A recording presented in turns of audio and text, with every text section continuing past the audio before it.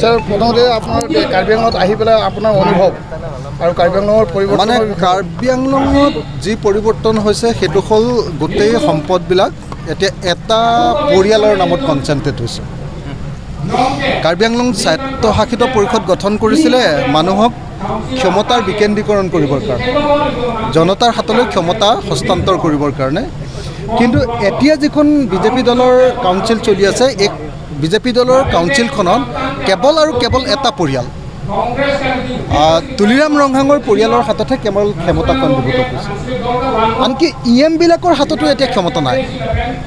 EM-বিলাকেও এতিয়া আপোনাৰ কোনো কাম কৰিব নোৱাৰে। তেওঁলোকৰ হাতত ফাইনেন্সিয়েল কোনো ধৰণৰ চেংচনৰ তেওঁলোকৰ অধিকাৰ নাইকিয়া হৈছে। গতিকে মই ভাবোঁ যে স্বায়ত্তশাসিত পৰিষদ এখন গঠন কৰাৰ, বিশেষভাৱে ষষ্ঠ অনুসূচীৰ স্বায়ত্তশাসিত পৰিষদ এখন গঠন কৰাৰ যি লক্ষ্য, সেই লক্ষ্যৰ পৰা কাৰ্বি কাউন্সিলখন এতিয়া আঁতৰি গৈছে। দ্বিতীয়তে আমি দেখিবলৈ পাইছোঁ যে ইয়াতে কেৱল আৰু কেৱল ঠিকা এতিয়া কেৱল তুলিৰাম ৰংহাঙৰ পৰিয়াল বা তেওঁৰ সম্পৰ্কীয় মানুহেহে কাৰ্বি আংলঙত এতিয়া ঠিকা টুকলিবিলাক লাভ কৰিব পাৰে। ব্যৱসায় বাণিজ্য কেৱল আৰু কেৱল এটা পৰিয়ালৰ হাতলৈ গুচি গৈছে। তো এইটো দুৰ্ভাগ্যজনক ঘটনা। আজি আমি দেখিছোঁ যে 100 কোটি টকাৰ ৰাস্তাৰ কাম কেৱল এটা পৰিয়ালৰ হাতলৈ গৈছে। ইয়াত ঠিকা টুকলি সকলোৱে মানুহে মোক কৈ আছে যে ইয়াতে শিলৰ চিণ্ডিকেট, বালিৰ চিণ্ডিকেট, ইয়াতে কাঠৰ চিণ্ডিকেট, এই আটাইবিলাক এতিয়া কেৱল আৰু কেৱল শাসক দলটোৰ হাতলৈ, শাসক চক্ৰৰ হাতলৈ গুচি গৈছে। মানুহৰ হাতত কোনো ধৰণৰ অধিকাৰ ইয়াত এতিয়া নাই। এইটো দুৰ্ভাগ্যজনক কথা।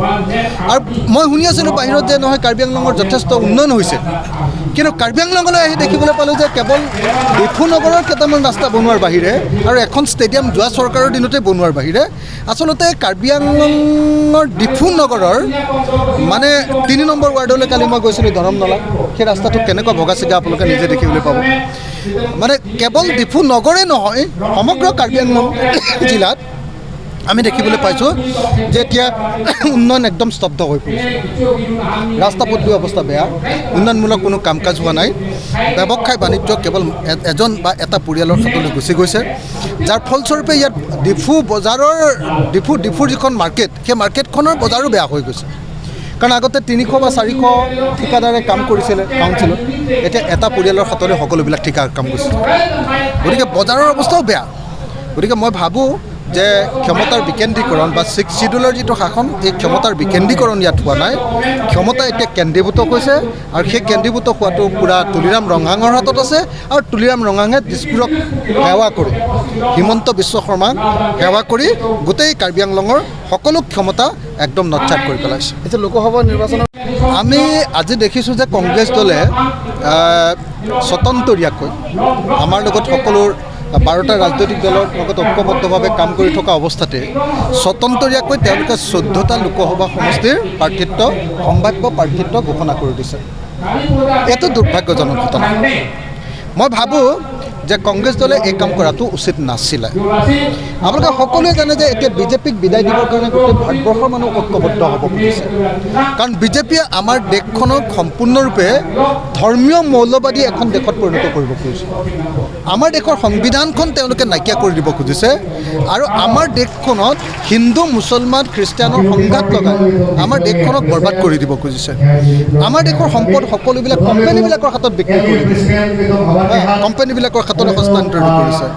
আৰু আমি দেখিবলৈ পাইছোঁ যে দুৰ্ভাগ্যজনকভাৱে এই চৰকাৰৰ দিনত মূল্য বৃদ্ধি সাংঘাতিক ধৰণে বৃদ্ধি পাইছে, যাৰ ফলস্বৰূপে মানুহৰ অৱস্থা বেয়া। তেনেকুৱা পৰিস্থিতিত গোটেই দেশৰ মানুহে ভাবিছিলে যে ঐক্যবদ্ধভাৱে এইবাৰ বিজেপিক পৰাভূত কৰিব লাগে। কিন্তু অসম কংগ্ৰেছে কালি যিধৰণে 84জনীয়া এখন তালিকা, সম্ভাৱ্য তালিকা তেওঁলোকে প্ৰকাশ কৰিছে, এইটোৱে মিত্ৰতাৰ ধৰ্মৰ ওপৰত আঘাত সানিছে। এইটো অগণতান্ত্ৰিক আৰু এনেকুৱা কাম কৰা উচিত নহয়। মই আকৌ এবাৰ স্পষ্টকৈ ক'ব খোজোঁ যে আমি ৰাইজৰ দলে কংগ্ৰেছ দলৰ লগত ঐক্যবদ্ধভাৱে আগবাঢ়ি যাব খুজিছিলোঁ। আমি সকলোৱে লগ লাগি 2024 চনৰ নিৰ্বাচনত লোকসভা নিৰ্বাচনত ঐক্যবদ্ধভাৱে আগবাঢ়ি যাব খোজোঁ।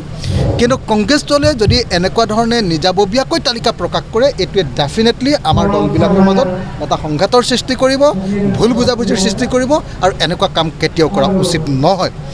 2021 চনৰ নিৰ্বাচনত মই আপোনালোকক স্পষ্টকৈ ক'ব খোজোঁ যে কংগ্ৰেছ দলৰ লগত ৰাইজৰ দলে ঐক্যবদ্ধভাৱে নিৰ্বাচন খেলিবলৈ সিদ্ধান্ত লৈছিলে। অকল গুৱাহাটীতে সিদ্ধান্ত লোৱা নহয়, দিল্লীত গৈ আলোচনা কৰিও সিদ্ধান্ত হৈছিল। কিন্তু কংগ্ৰেছ দলে ৰাইজৰ দলক বিশ্বাসঘাতকতা কৰে। 2021 চনৰ নিৰ্বাচনত যেতিয়া AIDF আৰু BPFৰ লগত তেওঁলোকৰ মিত্ৰতা হৈ গ'ল, ৰাইজৰ দলক তেওঁলোকে বিশ্বাসঘাতকতা কৰিলে, আৰু বিশ্বাসঘাতকতা কৰি তেওঁলোকে ৰাইজৰ দলৰ পৰা আঁতৰি গ'ল, আৰু আঁতৰি গৈ ৰাইজৰ দলেহে কংগ্ৰেছ দলৰ পৰা আঁতৰি গ'ল বুলি তেওঁলোকে অপপ্ৰচাৰ কৰিলে। মই ভাবোঁ, মই গম পোৱা মতে অসম জাতীয় পৰিষদৰ ক্ষেত্ৰতো একেটা ঘটনা ঘটিছে। তেওঁলোকৰ লগতো ঐক্যবদ্ধভাৱে ইলেকশ্যন খেলাৰ কথা আছিলে, কংগ্ৰেছে তাৰপিছত পাল্টা মাৰি দিলে। গতিকে এইবাৰ 2024 যাতে এনেকুৱা ধৰণৰ ঘটনা সংঘটিত নহয়, তাৰ কাৰণে কংগ্ৰেছ দল আৰু সকলো মিত্ৰ দলৰ প্ৰতি মই আহ্বান জনাইছোঁ যাতে আমি ঐক্যবদ্ধভাৱে নিৰ্বাচনত অৱতীৰ্ণ হৈ আমি জয়ী হ'ব পাৰোঁ। আনহাতে কাৰ্বি আংলঙৰ ক্ষেত্ৰত আমি সকলোবিলাকে APHLC যিটো দল আছে আমাৰ, কংগ্ৰেছ দল, ৰাইজৰ দল, অসম জাতীয় পৰিষদ, আমাৰ যিটো বাৰটা ৰাজনৈতিক দল আছে, তাৰ লগত আপোনাৰ কাৰ্বি আংলঙৰ যিটো আমাৰ স্থানীয় দল APHLC, এই APHLCৰ লগত ঐক্যবদ্ধভাৱে আমি নিৰ্বাচন খেলিব খোজোঁ, যাতে ঐক্যবদ্ধ হৈ আমি BJP দলক পৰাভূত কৰিব পাৰোঁ।